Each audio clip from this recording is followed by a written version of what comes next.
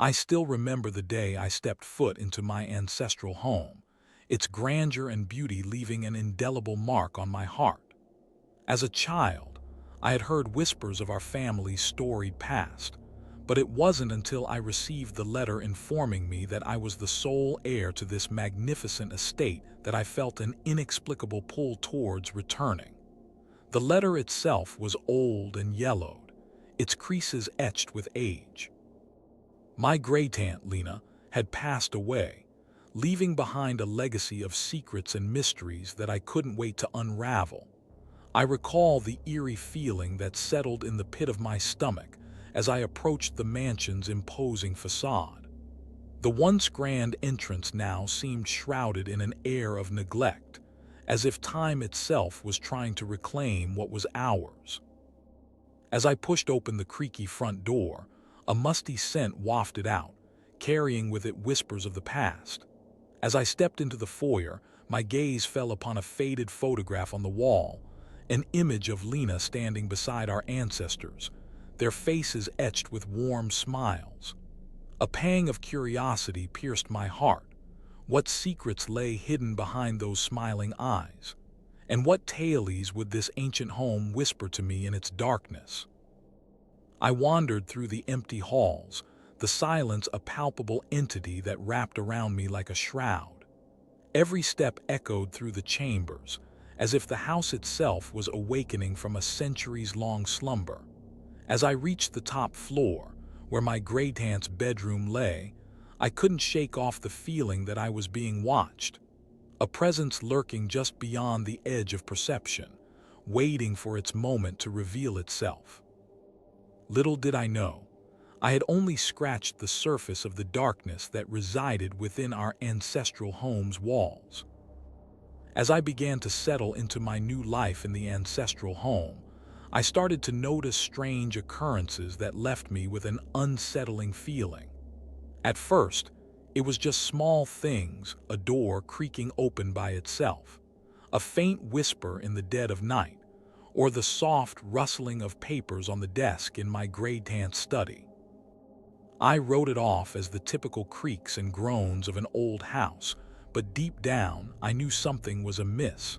I started to feel a presence lurking in the shadows, watching me with an unblinking gaze. It was as if the house itself was waiting for me to uncover its secrets, to unravel the tangled threads of our family's dark past. Every step I took, every room I entered, seemed to stir something within the walls. I began to sense that Lena had left behind more than just her estate. She had left behind a legacy of unease and foreboding. The air in the house grew thick with an otherworldly energy, making my skin crawl and my heart pound in my chest. I tried to shake off the feeling, telling myself it was just my imagination playing tricks on me. But as the days passed, the occurrences grew more frequent, more intense. I would find strange symbols etched into the walls, like a mixture of ancient languages and hieroglyphs that seemed to hold some hidden meaning. The whispers grew louder, too, faint words and phrases that sounded like they were coming from all directions at once. I started to research our family's history, scouring through dusty archives and crumbling manuscripts in search of answers. It was then that I stumbled upon an ancient text, bound in black leather and adorned with strange symbols that seemed to shimmer in the dim light. The book was written in a language I didn't understand, but as I touched its pages, I felt a jolt of electricity run through my veins. I knew then that I had uncovered something truly sinister, something that would change my life forever. As I delved deeper into the mystery, I discovered a hidden text that revealed a sinister force at work.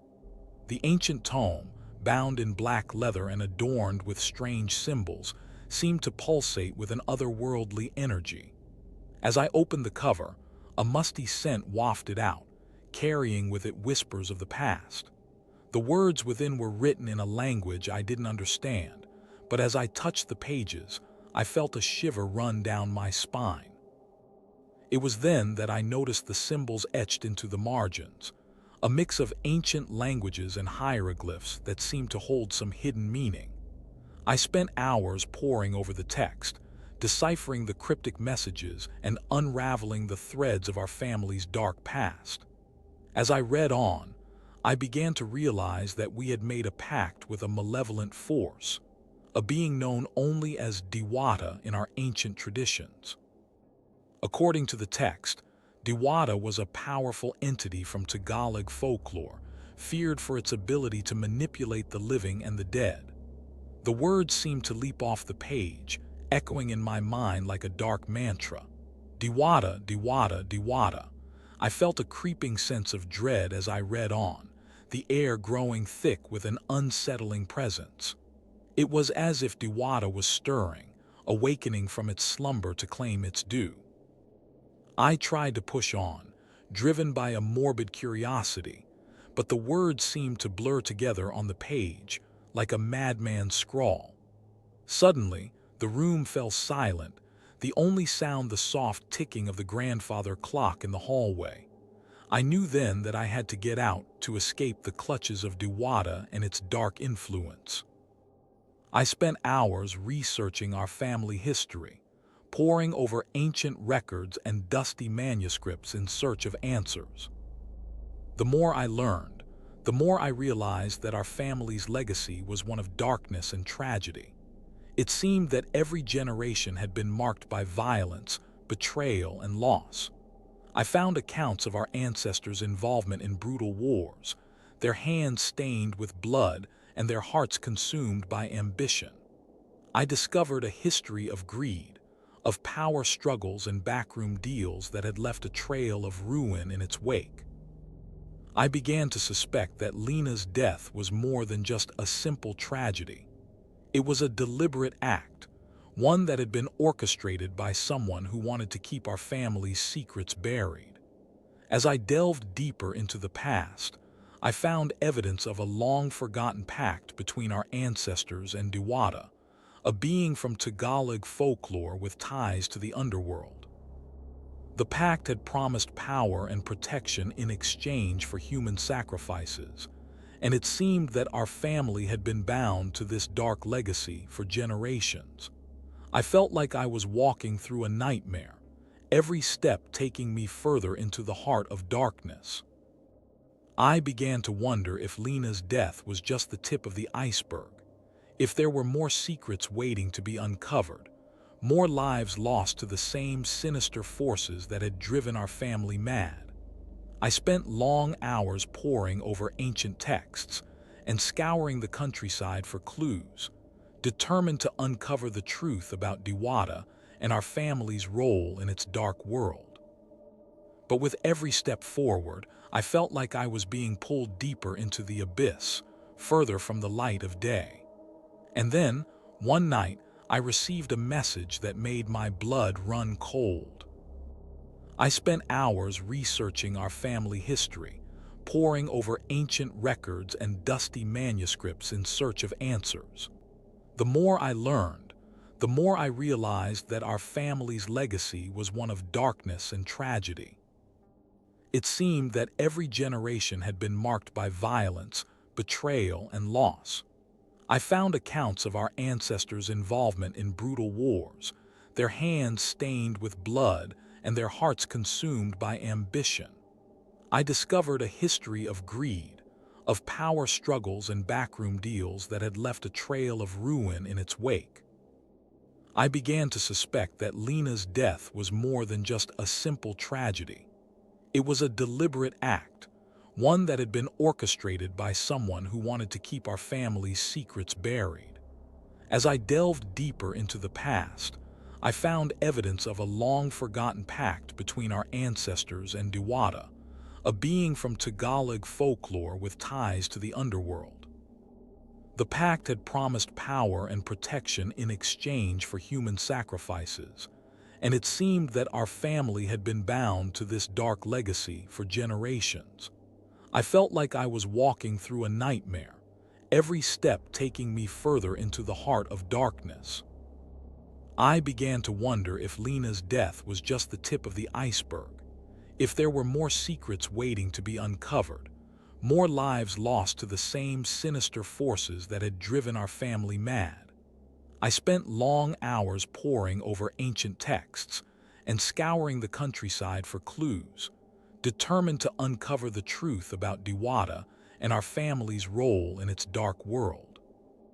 But with every step forward, I felt like I was being pulled deeper into the abyss, further from the light of day. And then, one night, I received a message that made my blood run cold. I had been searching for weeks, poring over ancient texts and scouring the countryside for any mention of Diwata or our family's dark legacy.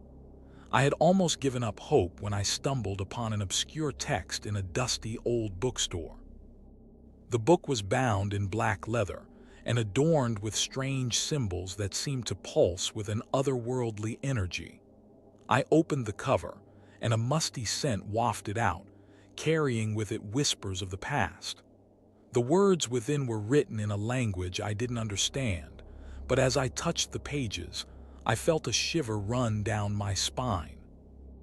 It was then that I noticed the symbols etched into the margins, a mix of ancient languages and hieroglyphs that seemed to hold some hidden meaning. I began to translate the text, poring over it for hours until finally, I understood its dark message. The book spoke of a malevolent spirit known as Dyab Arabic Caliph, a creature from Tagalog folklore with ties to the underworld. According to the text, Dyab was an ancient evil that had been summoned by our ancestors in exchange for power and protection. I felt like I had stumbled into a nightmare, every step taking me further into the heart of darkness. I knew then that I had to get out to escape the clutches of Dyab and its dark influence. But as I closed the book, I couldn't shake off the feeling that I was being watched, that Dyab was waiting for me, patiently biding its time until it could strike. I looked around the room, but there was no one there. The air seemed to be heavy with an unsettling presence, and I knew then that I had to take action. I couldn't just sit back and wait for Dyab to come for me. I had to fight back. As I read the text, I felt a sense of dread and unease, as if something was watching me. The words on the page seemed to crawl off the page and wrap around my skin, making my flesh prickle with goosebumps. I tried to shake off the feeling, telling myself it was just my imagination playing tricks on me, but deep down I knew it was more than that. Something was waiting for me, lurking in the shadows, its presence making my skin crawl. I looked around the room, but there was no one there. The air seemed to be heavy with an unsettling presence, and I could feel eyes upon me, boring into my skin. I tried to focus on the words on the page, but they blurred together, becoming a jumbled mess of letters and symbols that meant nothing to me. I felt like I was being slowly pulled into a nightmare, one from which I couldn't awaken. The text seemed to be weaving a spell around me, drawing me deeper into its dark and twisted world. I knew then that I had to get out of there to escape the clutches of Dyab and its malevolent influence. But as I tried to stand up, my legs felt like jelly, unable to support my weight. I was trapped, caught in a web of fear and uncertainty. I looked down at the text again, and that's when I saw it. A single word written in red ink across the page. Wait for me. I knew then that I was not alone. Dyab was real, and it was coming for me. The words on the page seemed to shift and twist, taking on a life of their own. I felt my heart racing, my breath catching in my throat. I knew that I had to get out of there to escape the clutches of this ancient evil before it was too late. I tried to stand up, but my legs wouldn't move. I was frozen in terror, unable to move or speak. The words on the page seemed to be closing in around me, suffocating me with their darkness and their malevolence. I knew then that I was trapped, caught in a living nightmare from which there was no escape.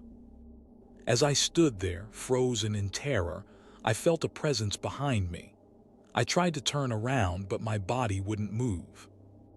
The words on the page seemed to be pulsing with an otherworldly energy, drawing me deeper into their darkness.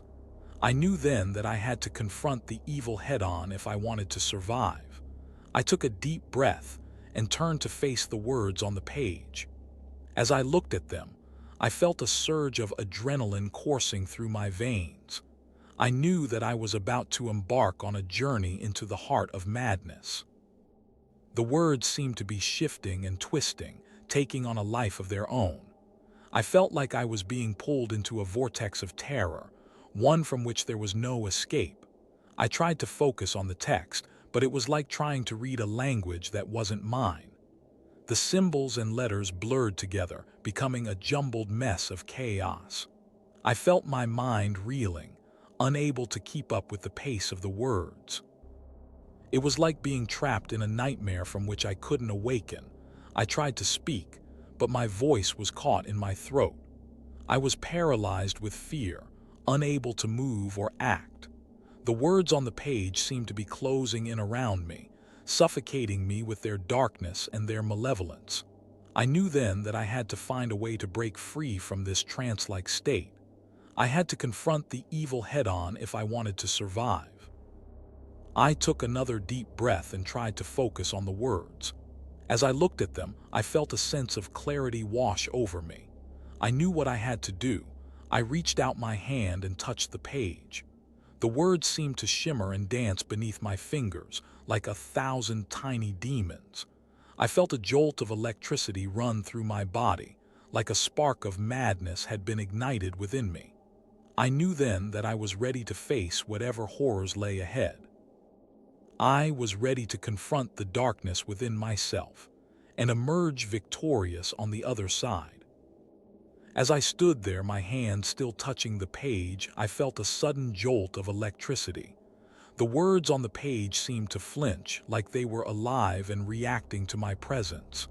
And then I saw it. A presence. A figure. Standing right behind me. I spun around, but there was no one there. The room was empty except for the words on the page, which now seemed to be pulsing with an otherworldly energy. I felt a shiver run down my spine as I realized that I wasn't alone. I took a step back, my heart racing with fear. But as I looked at the page again, I saw it. The figure. It was standing right behind me, its presence filling the room. I tried to scream, but my voice was frozen in my throat. The figure didn't move or speak. It just stood there watching me. I felt a wave of terror wash over me as I realized that this presence had been manipulating me all along. It had been playing on my fears, making me think that I was going crazy. But now I knew the truth. This presence was real and it was watching me. I tried to take another step back, but my feet felt rooted to the spot. The figure didn't move, it just kept watching me with an unblinking gaze. I felt like a rat in a cage, trapped and helpless. And then I saw its face. A twisted, evil face that seemed to be made of darkness and shadow. I knew then that I was in grave danger. This presence wasn't going to let me go without a fight. It was going to consume me, body and soul. As I delved deeper into the mystery, I discovered a dark history of ritual sacrifice and human experimentation at the family's hands.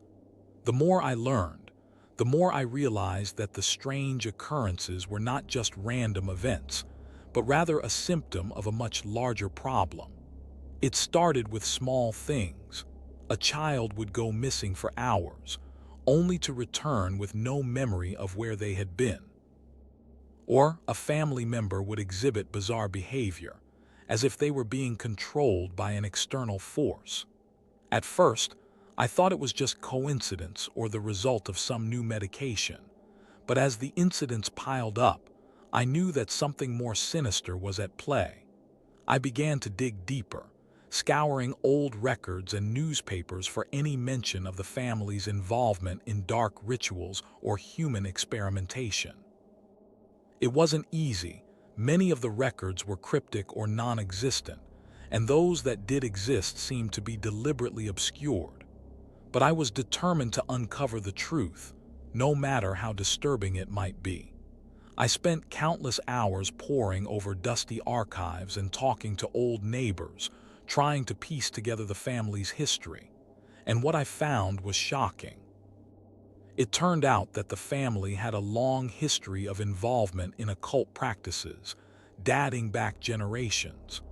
They had dabbled in everything from astrology to demonology, always pushing the boundaries of what was acceptable.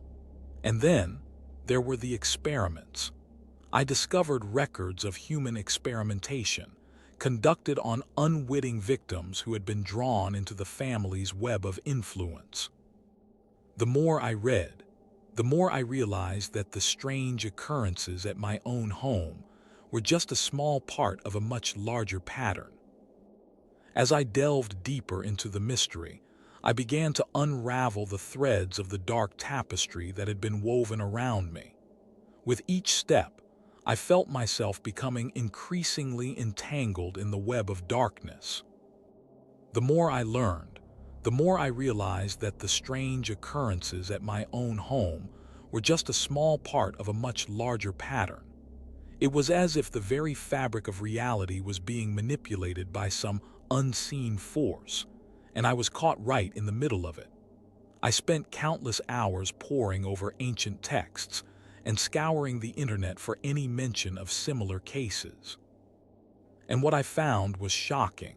There were others out there who had experienced similar phenomena, people who had been drawn into the same web of darkness that I now found myself entangled in. They spoke of rituals and incantations, of ancient deities and forbidden knowledge. It was as if I was uncovering a hidden history, one that was shrouded in secrecy and protected by powerful forces. I felt a sense of unease with each new discovery, as if I was being pulled deeper into the heart of darkness. And yet, I couldn't help but feel drawn to it like a moth to a flame. I was helpless to resist the allure of the unknown. With every step, I felt myself becoming more and more entrenched in the web of darkness, until I wasn't sure what was real and what was just a product of my own fevered imagination. I began to wonder if I had made a terrible mistake, if I should have left the mystery alone. But it was too late now. I had seen too much, uncovered too many secrets. And so, with a sense of trepidation, I pressed on, determined to uncover the truth, no matter how sinister it might be. As the presence closed in around me, I realized that I had trapped myself in a living nightmare from which there was no escape. The air grew thick with an unholy energy, and the shadows seemed to twist and writhe like living things. I could feel the weight of the presence bearing down upon me, crushing me beneath its oppressive gaze. I tried to scream, but my voice was silenced by some unseen force. My eyes were frozen in terror as the presence began to take shape before me. Its form coalesced into a twisted, eldritch horror that defied all rational comprehension. The creature's very presence seemed to unravel the fabric of reality, revealing hidden dimensions and forbidden knowledge. I was consumed by a sense of existential dread as I realized that I was not just trapped, I was about to be consumed. The presence began to whisper in my ear, its voice a cold, mirthless laughter that echoed through eternity. It spoke of infinite suffering, of realms of torment beyond human comprehension. And I knew that I was doomed to spend the rest of my days trapped in this living hell, tormented by the creature's unending malevolence. I felt my mind begin to fray at the edges, as if the very fabric of reality was being stretched to its breaking point. The presence was a vortex of madness, drawing me inexorably into its abyssal depths, and I knew that once I crossed the threshold, there would be no turning back. The darkness closed in around me like a shroud, and I was consumed by an eternal night of terror and despair. In desperation to survive, the protagonist turns to an ancient ritual to banish the spirit, but at a terrible cost. As I stared into the abyss of madness that had consumed me, I knew I had to act fast if I wanted to escape the clutches of the presence. The only way out was to perform the ritual of banishment, an ancient incantation that promised to expel the evil entity back to whatever realm it came from. I frantically gathered the necessary ingredients, my hands shaking with fear as I recited the words of the incantation. I felt a surge of energy course through my veins as the ritual began, but with each passing moment, I knew I was playing with fire. The presence seemed to grow stronger, its malevolent energy swirling around me like a maelstrom.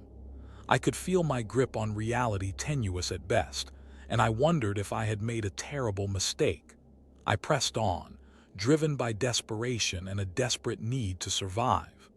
The ritual grew more intense, the words of the incantation echoing through the chamber like a death knell. And then, in an instant, it was over. The presence let out a deafening roar as it was banished back to whatever realm it came from, but I knew that at a terrible cost. I stumbled backward, my eyes wide with terror as I realized what I had done. The ritual had unleashed a dark and ancient power within me, a power that threatened to consume me whole.